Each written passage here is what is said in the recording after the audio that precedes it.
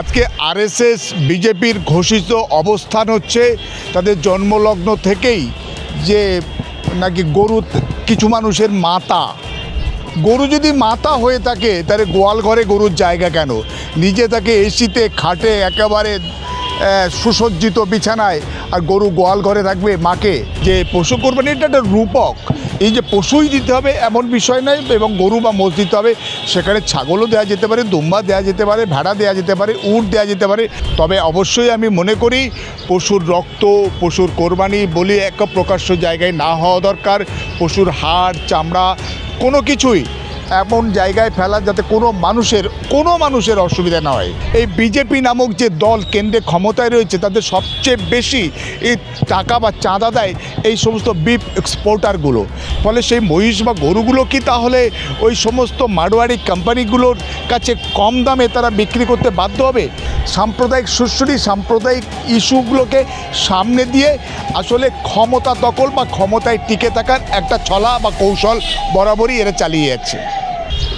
চালের বাতা থেকে ঝেড়ে নামিয়ে এনে ধুলো মুছে এখন বাজারে ছেড়ে দিয়েছে। এখন তো আমার আপত্তি নেই যে গরু কোরবানি দিতেই হবে, না দিলে খুব একটা কিছু এরকম ব্যাপার নয়। তবে 14 বছরের বেশি খোঁড়া কানা মানে কার্যক্ষমতা তার নেই, হাল দিতে পারবে না, কোনো কিছু না। ডাক্তারবাবু মানে ভেটেরিনারি ডাক্তারের সার্টিফিকেট, পঞ্চায়েত সমিতির সার্টিফিকেট বা পুরসভার চেয়ারম্যানের সার্টিফিকেট, আদতে যে সময়ে এটা ঘোষণা হয়েছে সে সময়টা নেই, ফলে সার্টিফিকেট জোগাড় সম্ভব নয়। ফলে এটা জোর করে আজকে আরএসএস বিজেপির ঘোষিত অবস্থান হচ্ছে তাদের জন্মলগ্ন থেকেই যে নাকি গরু কিছু মানুষের মাতা। গরু যদি মাতা হয়ে থাকে তাহলে গোয়াল ঘরে গরুর জায়গা কেন? নিজে তাকে এসিতে খাটে একেবারে সুসজ্জিত বিছানায়, আর গরু গোয়াল ঘরে থাকবে মাকে। এটা তো উচিত নয়। তাকেও কিন্তু এসিতে থাকার ব্যবস্থা হওয়া উচিত, এবং তাকে সে যেমনভাবে থাকবে মাকে অন্তপক্ষে তেমনভাবে রাখা উচিত, আরও পারলে আরও ভালো জায়গায় রাখা উচিত। আর তাছাড়া হচ্ছে 50 সালের আইন, সেটা সেই সময় হয়েছিল। আর আরএসএস তো আজকে নয়, 100 বছর ধরে আরএসএস, এমনকি তৎকালীন যে সমস্ত সরকারগুলো ছিল তার মধ্যেও আরএসএসের বহু লোকজন ঢুকে পড়েছিল।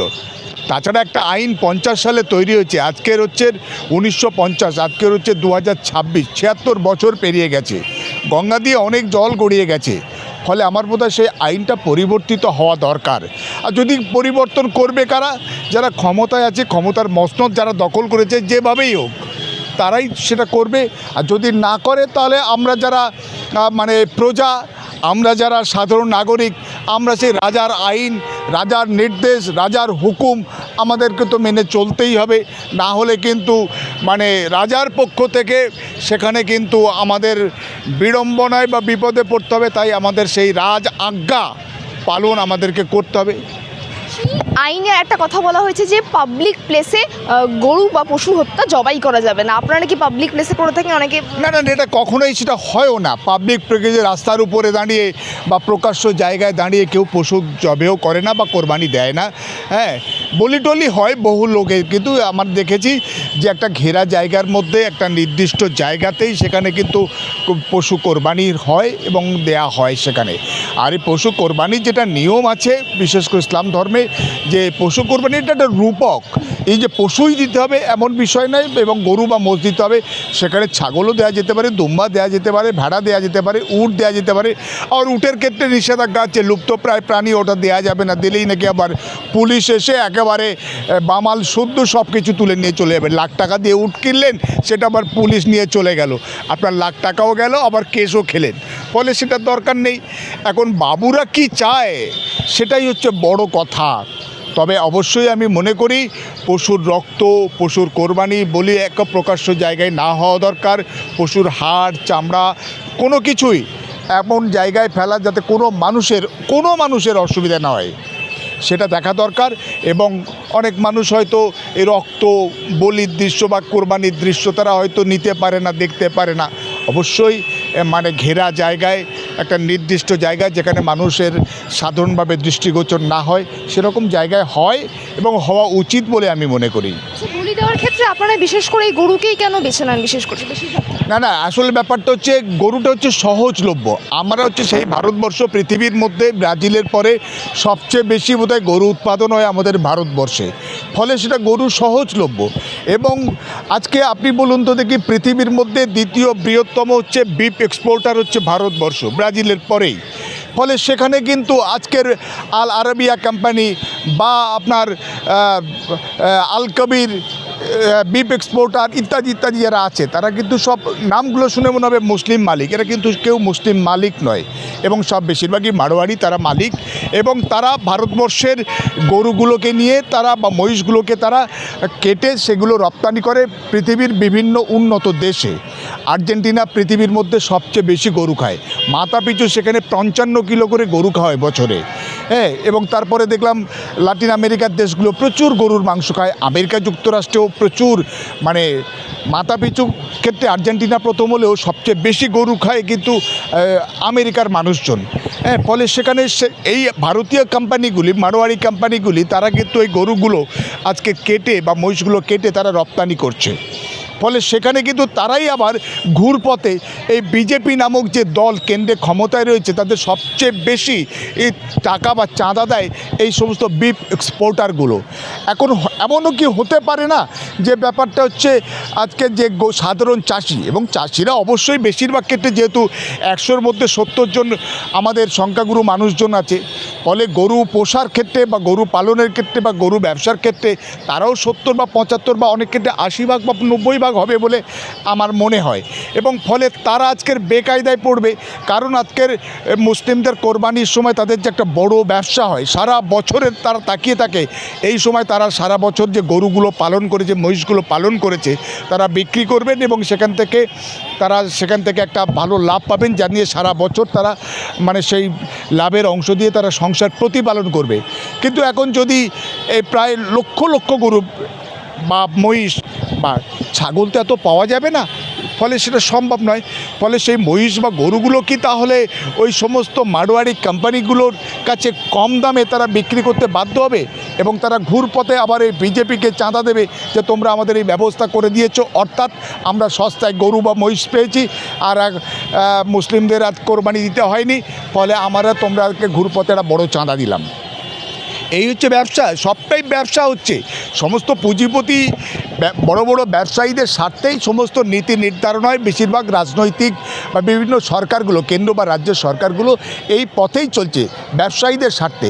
সাধারণ গরিব মানুষদের স্বার্থে, খেটে খাওয়া মানুষের স্বার্থে তারা কখনো নীতি বা নির্ধারণ করছে না। ফলে সেখান থেকেই গরিব মানুষরাই হচ্ছে ভিকটিম হচ্ছে, এবং সাম্প্রদায়িক সুশ্রী সাম্প্রদায়িক ইস্যুগুলোকে সামনে দিয়ে আসলে ক্ষমতা দখল বা ক্ষমতায় টিকে থাকার একটা ছলা বা কৌশল বরাবরই এরা চালিয়ে যাচ্ছে। লাখুতা মসজিদের ইমাম তিনি নিজে বলেছেন যে না, গো হত্যা আর করবো না, কিন্তু অন্যদিকে তাহলে হিন্দুদেরকেও কিন্তু কোনো পশু বলি দেওয়া যাবে না। অবশ্যই আইন তো সবার জন্য সমান হতে হবে, কারোর জন্য একরকম আইন, আরেকজনের জন্য আরেক রকম আইন, অন্য আইন, সে তো হতে পারে না। বলি যেমন দেয়া যাবে না, ঠিক একইভাবে আমি মনে করব যে ওই যাদেরকে বিফ এক্সপোর্টার যারা, তাদেরকে সমস্ত গত 10 বছরের রেকর্ড দেখা দরকার যে তারা কি ওই সার্টিফিকেট নিয়েছিল কি না। 14 বছরের যে বয়স বা কানা খোঁড়া ল্যাংড়া, কর্মে উপযোগী, দুধ দেওয়ার ক্ষমতা রাখে না, বাছুর হবার মতো জায়গা নেই, এই যে সমস্ত তথাকথিত বলা হচ্ছে, সেই যে যারা বিফ এক্সপোর্টার আছে তাদের কাছে কি সার্টিফিকেট দেখতে চাওয়া হয়, এবং তারা কি সেই সার্টিফিকেট এতদিন নিয়েছে?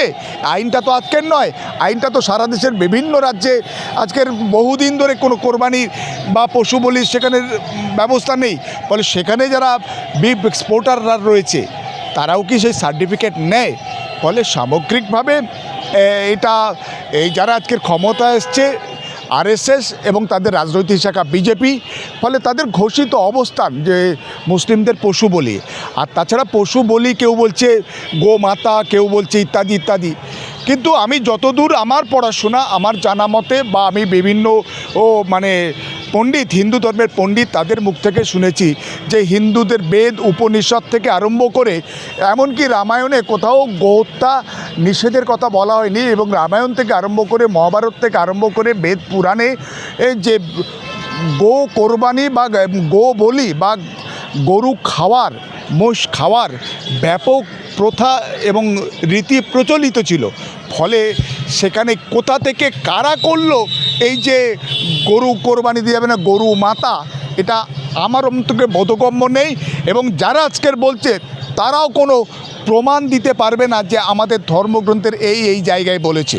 এবং আমি দেখি যে একজন হিন্দু সন্ন্যাসী, তিনি বিভিন্ন জায়গায় ওই মানে নাম সংকীর্তন করে বেড়ান, তিনি বিভিন্ন ভিডিও বিভিন্ন জায়গায় তার ভাইরাল হয়েছে। সেখানে তিনি পরিষ্কার বলছেন যে এই জায়গায় এত গরু, এই জায়গায় এইভাবে পশু কোরবানির সমস্ত দেয়া হয়েছে বা দেওয়ার প্রথা বা পদ্ধতি রয়েছে ধর্মগ্রন্থে। ফলে আমি বইও পড়ছিলাম একটা জায়গায়, গোমাংসভোজী ব্রাহ্মণগণ নিরামিষভোজী হলো কেন, বই রয়েছে, অসংখ্য বই রয়েছে বাজারে। অন্তকে 20খানা বই আমার সংগ্রহে রয়েছে, যেখানে যে হিন্দু ধর্মে বা হিন্দুদের বিভিন্ন যে ধর্ম পুস্তকে সেখানে গোহত্যা ব্যাপারটা ব্যাপক হারে রয়েছে বা হতো। বিভিন্ন উৎসবে যজ্ঞে গরু কোরবানির ব্যবস্থা সেখানে ছিল এবং সেখানে তার উদাহরণ রয়েছে।